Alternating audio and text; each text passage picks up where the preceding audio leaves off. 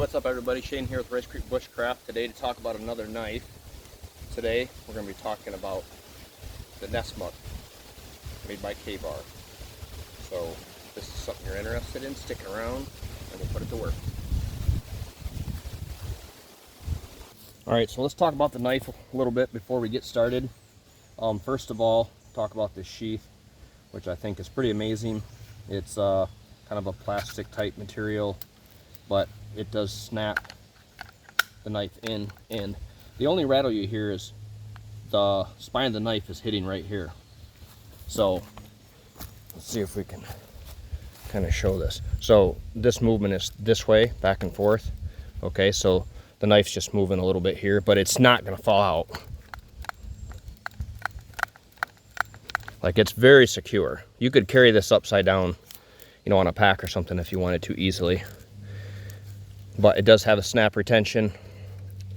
It has a simple, just kind of Cordura belt loop, but it's nice, good quality. 3 heavy duty rivets, like real heavy duty. It's got a drain hole, I guess a couple drain holes. But yeah, the retention's really good, and it's got a nice thumb ramp right here. Snap it out. Listen to this. Oh, it's tight. So I like the sheath. So far I have no complaints whatsoever. The knife itself is 1095 Crovan, you know, the stuff that predominantly is used by K-Bar. So the design itself is a Nessmuck design, and that was kind of made by one man. He thought this, George Washington Sears, he thought this was a great blade design, and this isn't exactly like his. His had an antler handle, and this front part was a little different, and this swung out a little bit more. But basically the design feature of that was he could use it as a spoon, because he believed in a trio of tools. So he always had a folding pocket knife, an axe, a double bit axe, and he had his trusty Nessmuck knife. Pretty fascinating guy. If you ever get a chance, he wrote a book back in the 1880s, I believe it was, called Woodcraft, and it's been in print pretty much continuously since then. So that's pretty impressive. I mean, that's, you know, 130, 40 years, whatever it's been. That's pretty awesome. But he believed, and he wrote that, you know, anybody should be able to go out in the outdoors, do canoeing, do woodcraft, do camping. It didn't matter. He was a small man, and he thought you didn't have to be a he-man to be able to go out into the woods and do some of these things. And he spent a lot of time doing it. He wrote books. He wrote stories for, I think it was called Stream and Forester. It was a magazine article he wrote for. He was born in 1821 and just had a really big influence, you know, on what we do today, what we call bushcraft and woodcraft and that type of thing. So pretty fascinating guy. But that's what this was kind of taken after, this design. But we're going to put this to use. That's really what I wanted to do today. Sorry about the long story, but I just thought it was, maybe people would find it interesting. This does come with a, I don't know what the heck they call them, but like a plastic style grip with the same color as the blade finish. You can get this in black also, but I bought these from the Knife Center, and they're micarta. They're pretty sweet. So I just like to feel these better. I don't like that plastic stuff. These got a little bit more texture, but the ones that come on it, I always thought they looked like they were hollow, but they're not. They're solid plastic. So I mean, they're probably indestructible. They just, I don't know. I just like micarta better, a little bit better grip. But I'm gonna get the camera set up, and we're just gonna put this dude to use and see what we think about it for, you know, bushcrafting and the stuff that we like to do. It's a full flat grind with a secondary bevel that I probably am going to convex, I'm sure, because that's just what I do. Let's see. But you can't hear that because it's a bit windy, but it is popping hair, you can see. So that's the way it came. I haven't used it at all. So that's what I wanted to do today. Just get out here, use it, see what we think about it. And let me get set up here. Well, hopefully this is the best angle. I feel like that's always the worst part about making videos, is you don't always know how your angle is. but this looks pretty decent. So all I want to do, okay, I've got this pine. All right, I just cut this off a dead down tree, and then I found a piece of cherry. So this here's cherry, and I batoned some of it, making another video just a second ago on the Cold Steel Master Hunter. So if you want to check that out, I'll be posting that one before this one, hopefully. But we're just gonna put this to use and see what it does. So I'm gonna baton this piece here. Let's see how's that look. Is that in focus? Yeah, I think it's good enough. I'll give you more close-ups of the knife or whatever, but for now this will just get us going. Whew, pretty tough piece. Even at that, I can't hardly pry it apart. So this stuff, it rained last night, and this stuff's wet on the outside, very wet. So I just want to be clear about that. So I would need to do this to get inside to get some dry wood, because this stuff's really, really wet.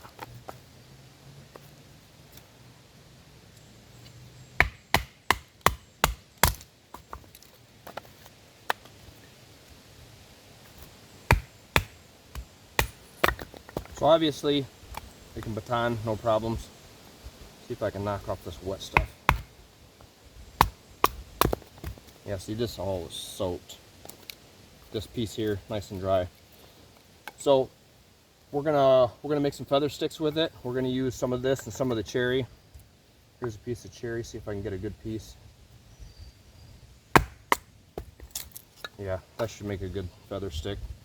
And then I've got some fat wood that I took off a pine tree. Am I in focus? Okay. And then we'll split this in half or whatever, get some pieces off it,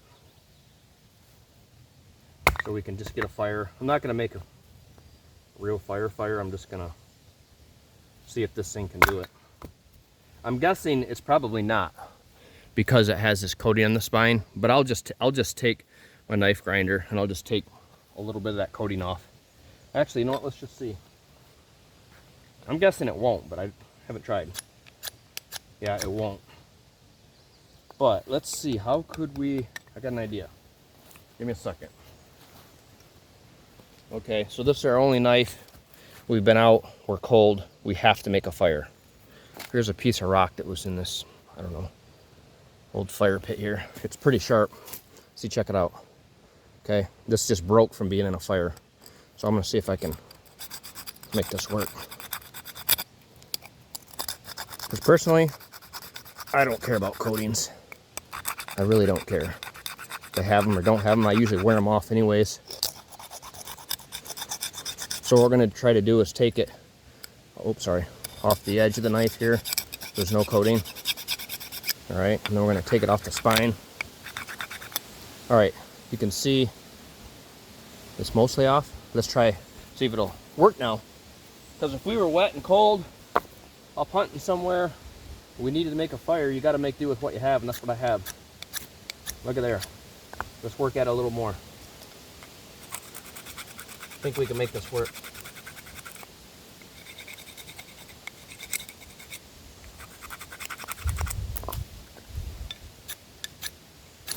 There we go. It's not perfect, but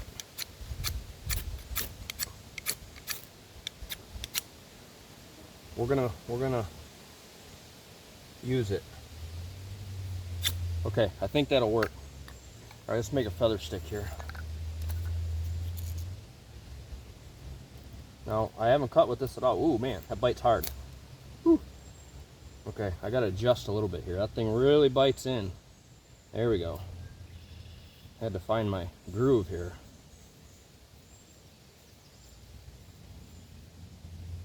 Ooh, there she goes again. Gonna take me some time to get this bevel figured out.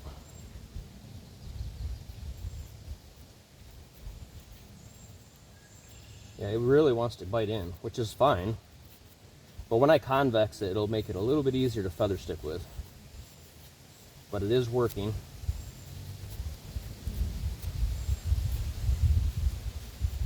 And this is pine.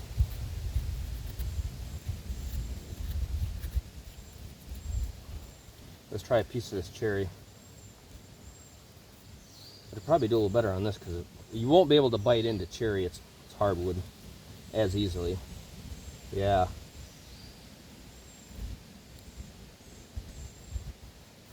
Definitely harder to bite into.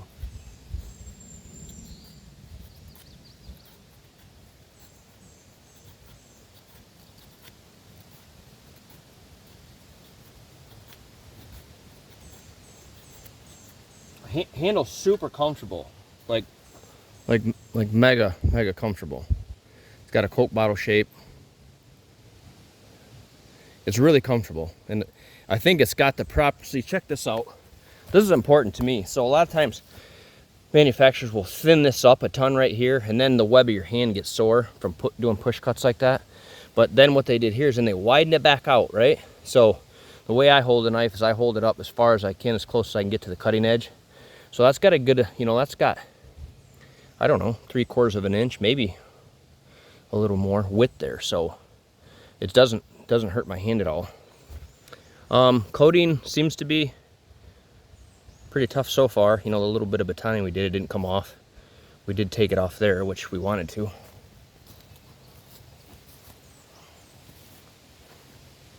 wonder if this would make a spark off this rock.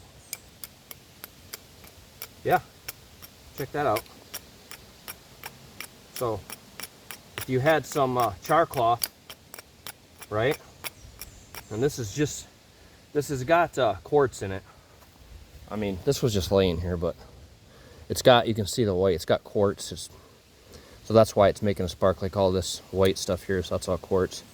But I don't know if you could see that spark, but it does make a spark. You got, oh yeah, see it there? Right there. So if you get it just right, you can catch a spark. It's hard to see in the light. It is making some sparks. So worst case scenario, you could get a fire going, but you'd have to have char cloth. I mean, it'd be pretty tough to do with just wood or fat wood.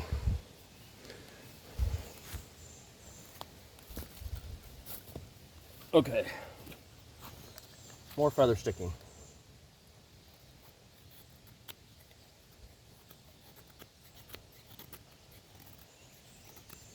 Nice. Yeah, it works fine. It works fine. Let's see here.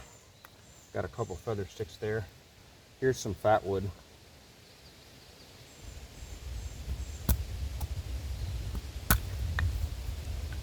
So let's make some stuff to get a small fire going. It's beautiful. Oh my gosh, it's probably about 66 degrees. Nice breeze. I mean, wow. What a day. You gotta thank God for days like this where you can just be out chilling in the woods, playing with knives, saws, enjoying the great outdoors. Wow, it's just so nice. Perfect temperature. So all I'm doing here is making some fine stuff. That's what I make, some fine stuff. Get a little pile of that. Then I usually make a couple fat wood feather sticks. So you get our fine stuff. I'm gonna do a little more.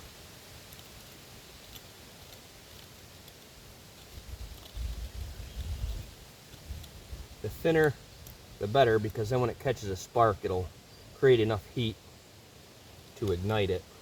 If you get it too thick, the sparks will just kind of bounce off. Usually if you do this right, it don't take much to get it going.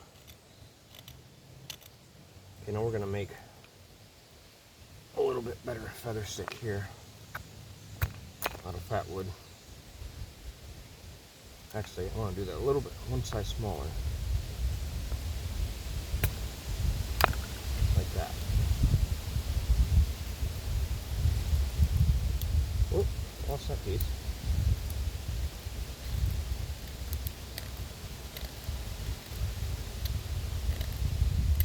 Yeah, that should take.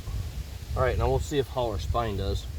It's like I said, it's not perfect. It's not a true good 90, but hopefully it's good enough to get us a fire going.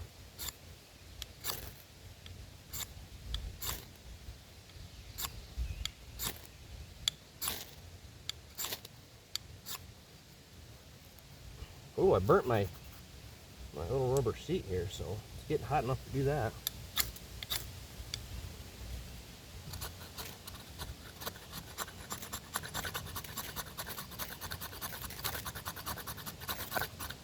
Yeah, the spine is definitely not great. It worked. We didn't die of exposure.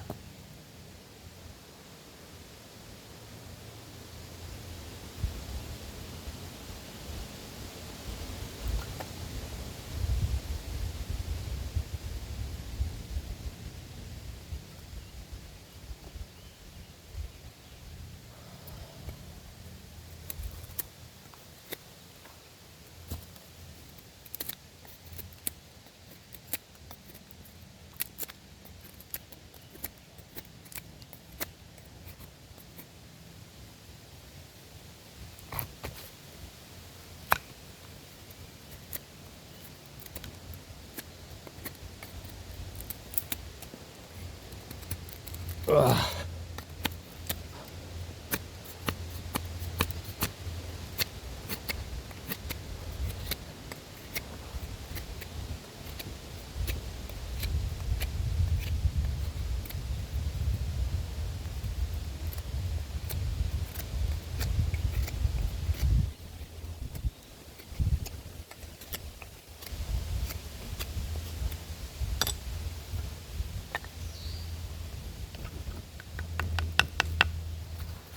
She's blazing now.